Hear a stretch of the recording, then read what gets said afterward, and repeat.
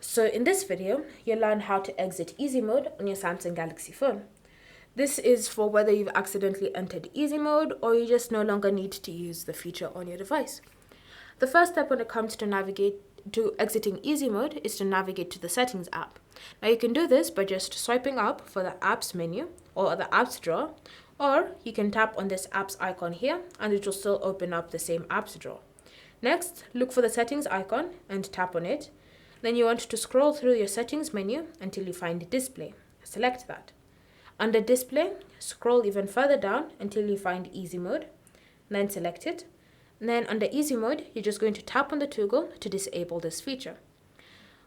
Once you've disabled it, you can then see your phone going back to the way it was before in its default format.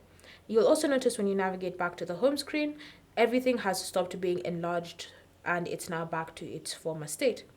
And so now you've successfully exited easy mode on your Galaxy phone. Thanks for watching. If you have any questions or comments, leave them down below and we'll get back to you.